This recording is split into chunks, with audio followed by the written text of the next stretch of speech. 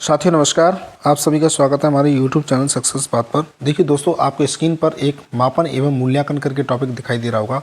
देखिए दोस्तों, आज हम इस टॉपिक को पढ़ेंगे और इस टॉपिक को हम इस तरीके से कवर करेंगे, चाहे हमारे रीट मेंस की परीक्षा हो, चाहे वो फर्स्ट ग्रेड की परीक्षा हो, चाहे वो सेकंड ग्रेड की परीक्षा हो।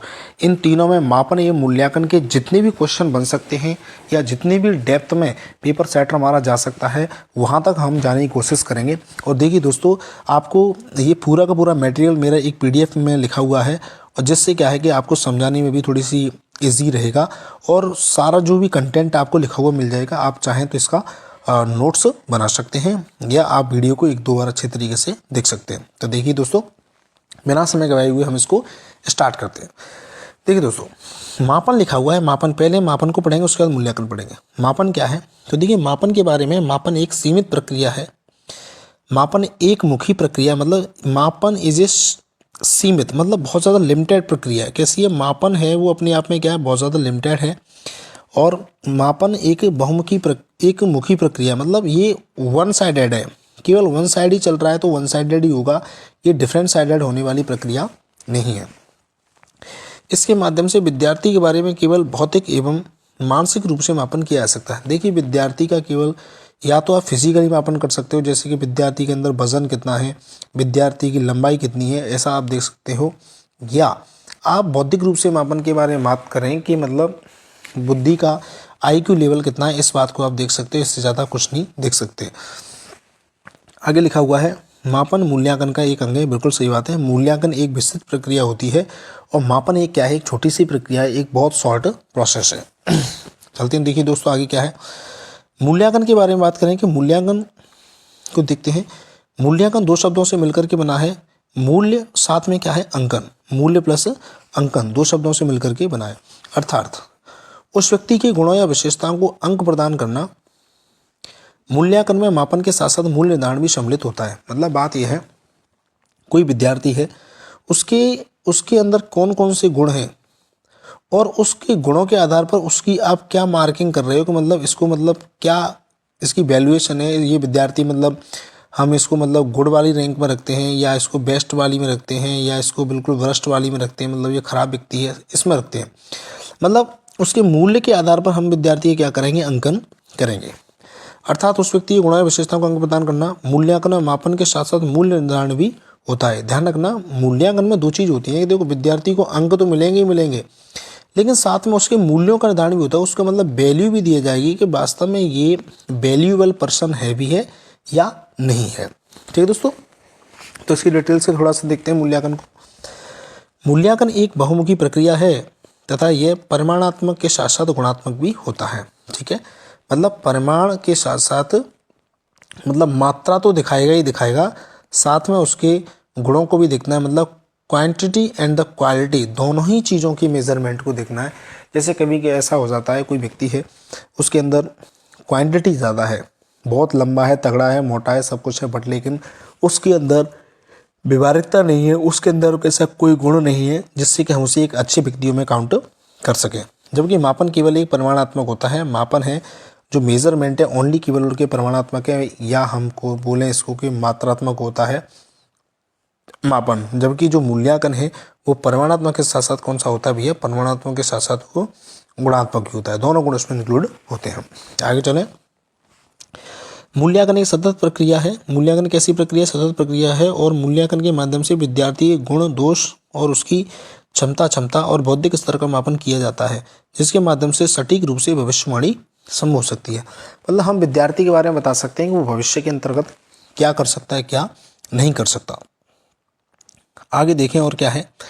देखिए, मूल्यांकन BS ब्लूम के द्वारा दिया गया। इसको डायरेक्ट फैक्टों को याद रखना कि जो मूल्यांकन शब्द है वो किसके द्वारा दिया गया, तो मूल्यांकन शब्द BS ब्लूम के द्वारा दिया गया था। ये क्वेश्चन मैं आपको बता दूं, रीट मेंस की एग्जाम इंग्लिश की हुई, उस वहाँ पर ये क्वेश्चन पूछा गया। 2018 के आसपास पूछा गया, 2020 में भी ऐसे क्वेश्चन पूछा गया, और मैं बता दूँ शायद सोशल साइंस में भी क्वेश्चन आया ये। तो मतलब ये क्वेश्चन चलते रहते हैं, इसको आप बिल्कुल याद रखना कि मूल्यांकन शब्द किसने दिया है। देखो, एक बार समझने की कोशिश करें थोड़ा सा। जैसे मैंने ये घेरा बनाया है, जैसे मान के चलिए ये वाला जो घेरा है वो है मूल्यांकन का, और इसके अंदर दो मैंने छोटे छोटे से घेरे बनाए हैं। उसका मतलब है कि ये है मापन। क्या है, मापन। मतलब ये दोनों मेजरमेंट हो रहा है और बाहर वाला घेरा क्या है, मूल्यांकन है। कहने का मतलब है कि मूल्यांकन अपने आप में एक ऐसी प्रक्रिया है, मूल्यांकन तो अपने आप में एक विस्तृत प्रक्रिया है, और जो कि मापन है वो अपने आपस में कैसी है कि छोटी छोटी सी प्रक्रिया है। तो आगे चलते हैं। मूल्यांकन को मुख्य रूप से त्रिध्रुवीय प्रक्रिया कहा जाता है। कैसी प्रक्रिया कहा जाता है, त्रिध्रुवीय प्रक्रिया कहा जाता है, जो उद्देश्य, अधिगम के अनुभव और शिक्षण की प्रविधियों के मध्य निरंतर रूप से चलती रहती है। दोस्तों इसको याद रख लेना कि जो मूल्यांकन है वो उद्देश्य, अधिगम के अनुभव और शिक्षण की प्रविधियों के मध्य निरंतर रूप से चलती रहती है, इसलिए त्रिध्रुवीय प्रक्रिया है। जैसे आप 3 ध्रुव के माध्यम से समझ सकते हैं। ये 3 ध्रुव, जैसे ये 3 ध्रुव हैं, ये त्रिभुज है, एक ध्रुव ये रहा, एक ये रहा और ये एक ये रहा, तीनों ध्रुव हैं।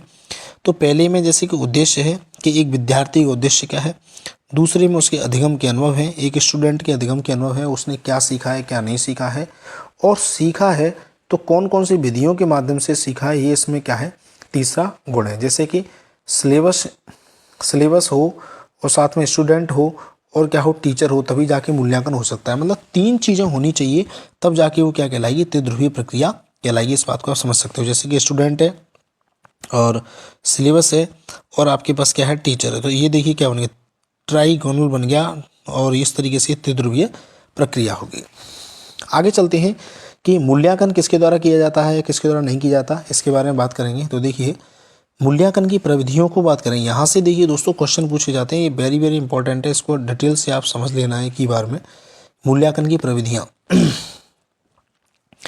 देखो, मूल्यांकन की प्रविधियाँ 2 प्रकार की होती हैं। एक तो होती है परिमाणात्मक या मात्रात्मक, एक क्या होती है, गुणात्मक। 2 तरह की होती हैं। तो पहले परिमाणात्मक को हम कवर कर लेते हैं। परिमाणात्मक में देखिए कौन से, लिखित है, मौखिक है, प्रायोगिक है। मतलब लिखित परीक्षा होना, मौखिक परीक्षा होना और प्रायोगिक परीक्षा होना, ये किस में आता है, मात्रात्मक में आएगा। और लिखित को भी हम 2 भाग में डिवाइड कर सकते हैं कि लिखित देखो 2 तरीके से होती है। तो निबंधात्मक परीक्षाएं होती हैं, एक होती है वस्तुनिष्ठ। वस्तुनिष्ठ में कौन कौन सी इंक्लूड होती हैं, इस बात को आप देख लें। प्रत्याविज्ञान और प्रत्यास्मरण, ये भी ध्यान रखना। वस्तुनिष्ठ 2 प्रकार की होते हैं, एक तो प्रत्याविज्ञान टाइप की होती है, एक कौन सी होती है, प्रत्यास्मरण टाइप की होती है। प्रत्याविज्ञान का मतलब होता है कि हम किसी चीज़ को मतलब पहचान पाएँ।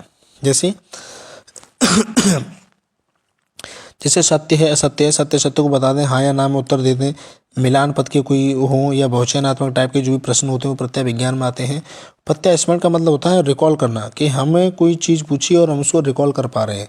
जैसे सहज प्रत्याविज्ञान टाइप के क्वेश्चन और रिक्त स्थान की पूर्ति वाले क्वेश्चन। ठीक है, इनको और थोड़े डिटेल से पढ़ेंगे। मैं बता दूं, मैंने नीचे की साइड में बना रखा है, तो वहाँ पे और ज़्यादा डिटेल से पढ़ेंगे।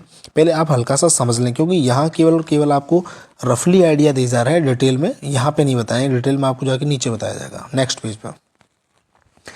गुणात्मक विधियों में देखें, गुणात्मक विधियाँ कौन कौन सी हैं। तो गुणात्मक में देखिए, एक आवृत्ति मापनी, अभिरुचि मापनी, संचय अभिलेख, एनेक्डोटल, प्रश्नावली, जीवनाभ्यास विधि, समाजमिति विधि, साक्षात्कार विधि, जांच सूची और अवलोकन विधि और क्रम निर्धारण विधि। दोस्तों इन सब की व्याख्या हम नीचे की साइड में अभी देखने वाले हैं। इस तरीके से हमको ये पता लगाना है कि कौन सी विधि गुणात्मक है और कौन सी जो विधि है वो परिमाणात्मक है। जैसे क्वेश्चन पूछा जाए कि विद्यार्थी व्यवहार में होने वाले परिवर्तन के संबंध में सूचना एकत्रित करना क्या कहलाता है। तो देखो, विद्यार्थी के व्यवहार में होने वाले परिवर्तन के संबंध में सूचना एकत्रित करना मूल्यांकन कहलाता है। ये परिभाषा पूछी गई, मैं आपको बता दूं, ये मैथ साइंस के अंतर्गत रीट में पूछी गई परिभाषा है, इसीलिए आप इसको याद रखना। एक शब्द और आता है आकलन। आकलन को थोड़ा बाद में देखें, आकलन से थोड़ा सा दूर चलते हैं, पहले इस पर देखते हैं। देखो, हमने मूल्यांकन की जो प्रविधियाँ थी 2 तरह की बताई थी। एक तो बताई थी मैंने आपको परिमाणात्मक बताई थी और एक बताई थी गुणात्मक। तो देखिए दोस्तों, हम गुणात्मक प्रविधियों की ओर चलते हैं। गुणात्मक प्रविधियाँ कौन कौन सी है। तो गुणात्मक प्रविधि में सबसे पहली प्रविधि है आवृत्ति मापनी। आवृत्ति मापनी मतलब ऐसी मापनी जिसकी सहायता से किसी व्यक्ति के दृष्टिकोण, नज़रिए या सोच का जानने की कोशिश की जाए तो उसे आवृत्ति मापनी कहते हैं। मतलब किसी विद्यार्थी के हमको सोच का पता चल जाए, उसके दृष्टिकोण का पता चल जाए, उसके नज़रिए का पता चल जाए, ऐसी कोई विधि हो तब वो आवृत्ति मापनी विधि कहलाती है। और ये क्या कहलाएगी, और किसी व्यक्ति की आवृत्ति को मापना एक गुण है तो ये गुणात्मक विधि में इंक्लूड होगा। अब एक आती है अभिरुचि मापनी। अभिरुचि मापनी से मतलब क्या है, ऐसी मापनी जिसकी सहायता से किसी विद्यार्थी की रुचि का पता चलता हो तथा रुचि के आधार पर विद्यार्थी की विशेषता या उसके गुणों की जानने की कोशिश की जाती है। मतलब जब विद्यार्थी की रुचि का पता चल रहा है कि विद्यार्थी का किस बात में इंटरेस्ट है, तब वो मापनी कौन सी कहलाएगी, आपकी अभिरुचि मापनी कहलाएगी। और ये भी कैसी प्रोसेस है, एक गुणात्मक टाइप की विधि है। संचयी अभिलेख क्या है? संचयी अभिलेख मतलब इसको इंग्लिश में बोलते हैं कम्यूलेटिव रिकॉर्ड्स। कम्यूलेटिव रिकॉर्ड्स भी आपको लिखा मिलेगा और संचयी अभिलेख भी लिखा मिलेगा। तो देख लेते हैं। ये अभिलेख अध्यापक के द्वारा तैयार किए जाते हैं। ध्यान रखना, ये किसके द्वारा तैयार किए जाते हैं? अध्यापक के द्वारा तैयार किए जाते हैं, जिसमें विद्यार्थी से संबंधित उसकी शैक्षिक प्रवृत्ति, उसकी उपलब्धियां, उसकी योग्यता के साथ साथ रुचियों को भी लिखा जाता है। संचयी अभिलेख का मुख्य रूप से प्रयोग दूसरे संस्थानों में प्रवेश करने में किया जाता है। इंग्लिश में देखो कम्यूलेटिव रिकॉर्ड्स लिखा हुआ है। इस बात को समझने की कोशिश करेंगे। संचयी अभिलेख क्या है? मतलब संचयी अभिलेख एक, मानिए एक बच्चे की कोई ना कोई फाइल है और उस फाइल के अंतर्गत विद्यार्थी का मतलब पढ़ाई से रिलेटेड डेटा हो, चाहे उसका स्पोर्ट्स से रिलेटेड डेटा हो, चाहे उस विद्यार्थी का निबंध से रिलेटेड डेटा हो, मतलब सारे उसके जो डेटा है, सारी उसकी उपलब्धियां हैं, एक कलेक्ट करके रख ली जाती हैं और उसकी क्या बना ली जाती है? एक फाइल बना ली जाती है। ठीक है, इसीलिए यहाँ लिखा हुआ है ये अभिलेख किसके द्वारा तैयार किए जाते हैं? अध्यापक के द्वारा तैयार किए जाते हैं। मतलब अध्यापक ही इसको क्या करता है? तैयार करता है।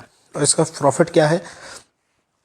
प्रॉफिट ये है कि दूसरे संस्थानों में प्रवेश में फ़ायदा मिलेगा। जैसे कि जब विद्यार्थी हमारा इंटेलिजेंट स्टूडेंट है, तो जब वो दूसरी जगह पर प्रवेश करने के लिए जाता है तो उसको क्या मिलेगा? इसमें प्रॉफिट मिलेगा। एक दोस्तों एक है एनेक्डोटल रिकॉर्ड करके है। एनेक्डोटल रिकॉर्ड क्या है? तो एनेक्डोटल रिकॉर्ड का दूसरा नाम होता है आकस्मिक निरीक्षण अभिलेख। देखिए दोस्तों, ये क्वेश्चन ही पूछ लिया जाता है कि आकस्मिक निरीक्षण अभिलेख को ही हम क्या बोलते हैं? एनेक्डोटल रिकॉर्ड बोलते हैं। इसका अर्थ समझिए, ऐसे अभिलेख जो स्वयं विद्यार्थी द्वारा निर्मित होते हैं। ध्यान रखना, ये जो किसके द्वारा निर्मित होंगे? ये विद्यार्थी के द्वारा निर्मित होंगे। इस बात को आप बिल्कुल अंडरलाइन कर लें। ये किसके द्वारा निर्मित होंगे? विद्यार्थी के द्वारा। और अभी जो मैंने पढ़ाया था कम्यूलेटिव रिकॉर्ड्स, ये किसके द्वारा होंगे? अध्यापक के द्वारा। इन दोनों में डिफरेंस है, ध्यान रखना।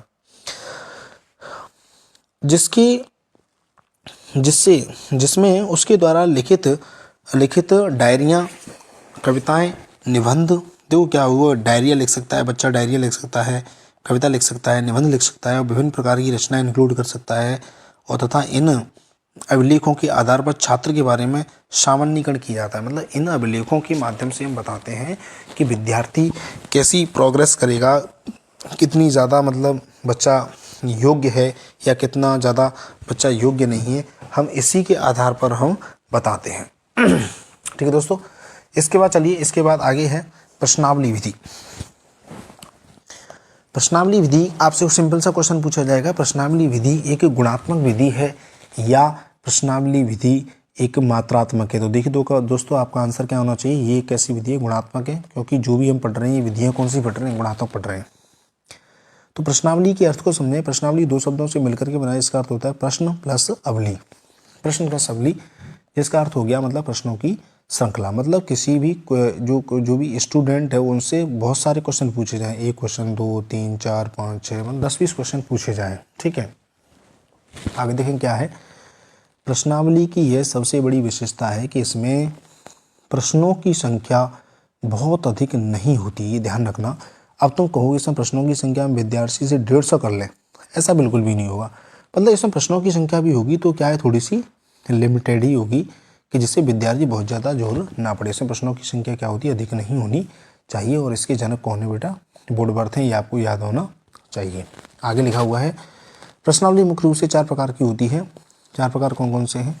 एक होती है खुली, एक बंद, एक चित्रित और मिश्रित। अब देखो खुली से मतलब क्या है? खुली से मतलब है कि जब विद्यार्थी ओपन माइंडेड होकर के, ध्यान से समझना है इसको, जब विद्यार्थी ओपन माइंडेड होकर के उसका आंसर दे, तब वो क्या कहलाता है? खुली प्रश्नावली। जैसे कि आपसे कांग्रेस की स्थापना के ऊपर क्वेश्चन पूछा गया और कह दिया कि आपको एक घंटे के अंतर्गत लिखना है। अब इसमें क्या होगा? विद्यार्थी अपने विचारों को खुले रूप से क्या करेगा? प्रदर्शित करेगा, क्योंकि उसके पास कितना टाइम है? 1 घंटे का टाइम है। ठीक है, और उसको 1 घंटे बोलने का मौका दिया गया है। ठीक है, अब बंद का मतलब क्या होता है? बंद से मतलब होता है कि जैसे आपसे पूछा जाए कि भारत की राजधानी कहाँ है, तो आपका आंसर क्या होगा? भारत की राजधानी तो दिल्ली है। अब इसमें आप अपने क्या विचार व्यक्त करोगे? दिल्ली है तो भैया दिल्ली रहेगी और तो कुछ हो नहीं जाएगी। तो इसीलिए आपको ये यहाँ पे पता होना चाहिए कि जब माइंड प्रॉपरली यूज़ करके हम काम कर रहे हैं, प्रॉपरली यूज़ करके जब हम काम को कर रहे हैं, तब तो ये मान लीजिए कि मतलब वो क्या है, प्रॉपरली जब आपका माइंड यूज हो रहा है तो समझ जाइए वो खुली प्रश्नावली है, और प्रॉपरली आपका जब माइंड यूज नहीं हो रहा है तो बंद है। चित्र से मतलब है जिसमें विद्यार्थी से चित्र पूछे जाएं, ठीक है। और मिश्र से मतलब है कि इन तीनों को मिला करके काम किया जाए, प्रश्न पूछे जाए, तो क्या कहलाती है, मिश्रित कहलाती है। एक विधि है जीवन इतिहास विधि। जीवन इतिहास विधि क्या है, तो देखिए जीवन इतिहास विधि के जो जनक है वो कौन है, टाइड मैन है, ये ध्यान रखना है। और इसको इंग्लिश में बोलते हैं केस स्टडी मेथड, ध्यान रखना ये भी देखना, केस स्टडी मेथड। इस विधि के अंतर्गत बालक के पिछड़ेपन या उसकी विलक्षणता को जानने का उसके परिवार वालों, उसके मित्रों तथा उसके रिश्तेदारों से सावधानी पूर्वक सूचना एकत्रित की जाती हैं। ध्यान रखना जीवन इतिहास विधि से मतलब है कि माना कि कोई आपका दोस्त है, दोस्त का नाम जैसे कि माना कि नीरज है, और नीरज के बारे में हम जानना चाहते हैं कि ये जो नीरज है आजकल इतना परेशान क्यों रहता है। तो देखो इसकी परेशानी की कोई ना कोई वजह होगी नीरज की, या हम कहें कि नीरज पहले तो बहुत ज़्यादा इंटेलिजेंट नहीं था, लेकिन अब ये इंटेलिजेंट कैसे हुआ इतनी जल्दी। तो इसके पिछड़ेपन का या फिर इसकी विलक्षणता का, या तो विद्यार्थी क्या करेगा, पिछड़ गया, या इसकी विलक्षणता हुई, तो उसको जानने की हमको कोशिश करनी है, उसके घर वालों से पूछना है।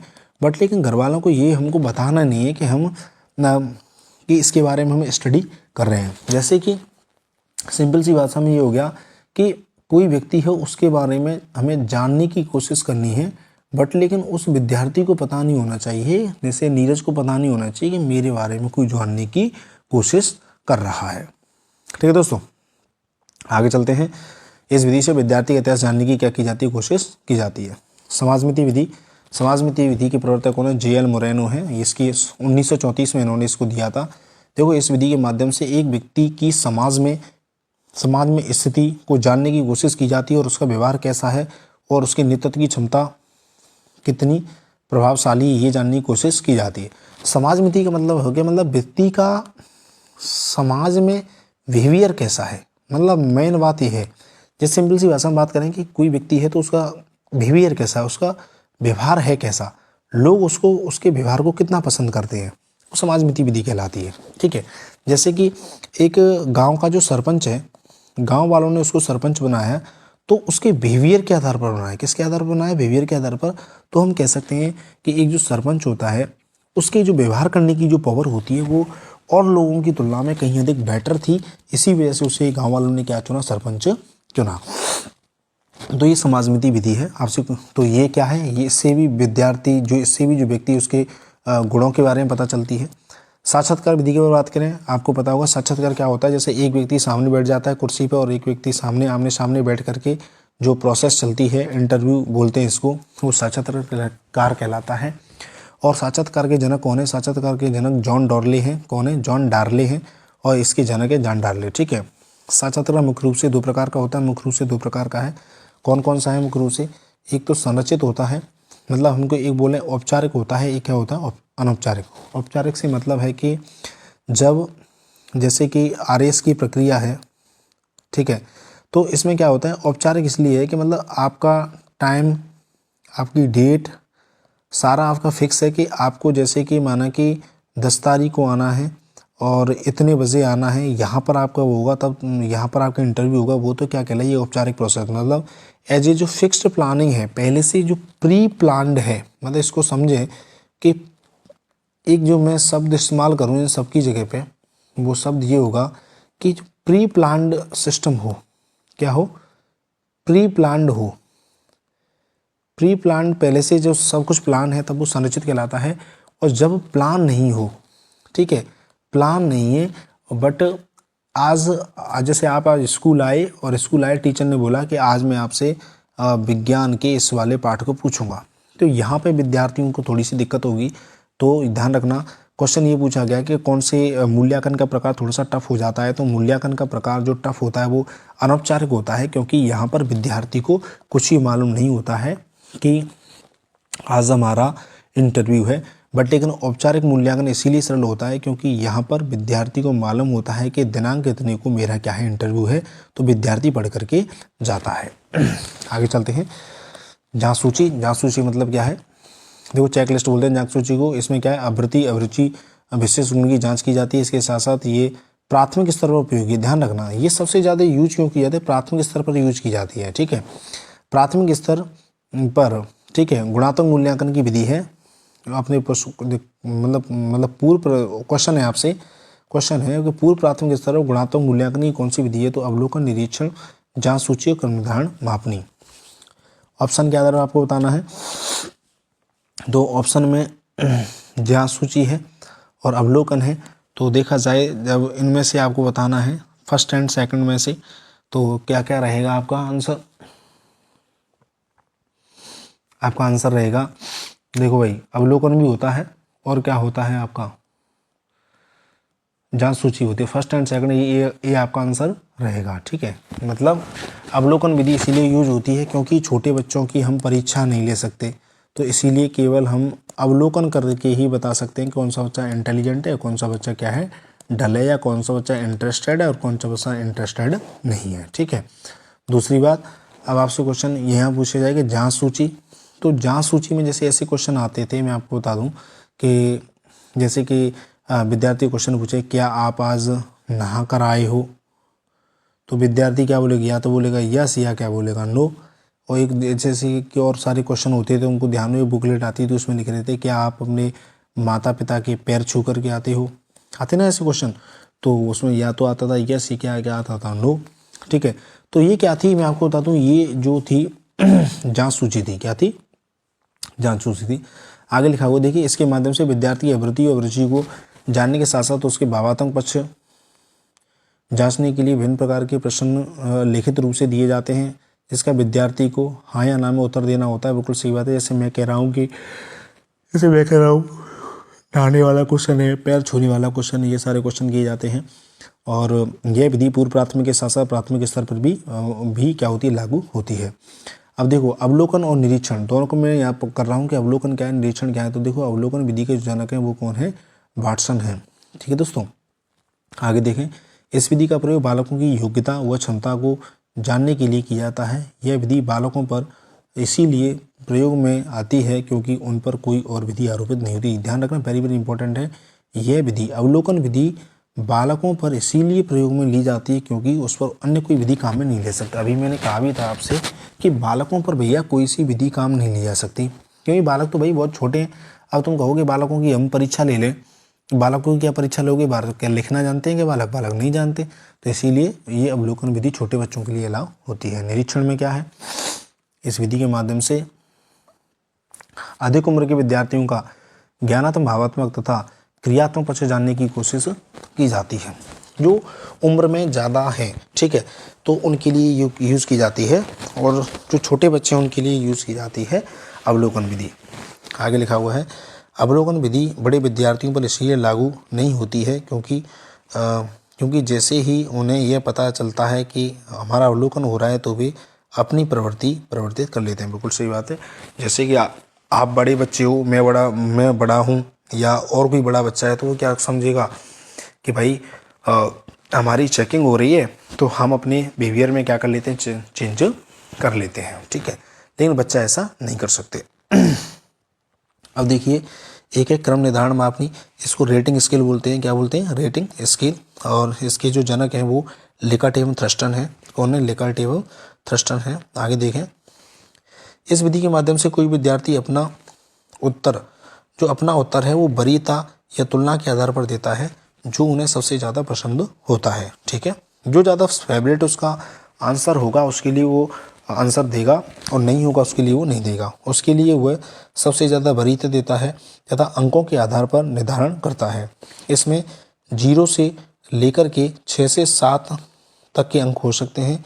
यह विधि उच्च स्तर की कक्षाओं के लिए उपयोगी होती है क्योंकि कम आयु के विद्यार्थियों में निर्णय की क्षमता का विकास नहीं होता। बिल्कुल सही बात है।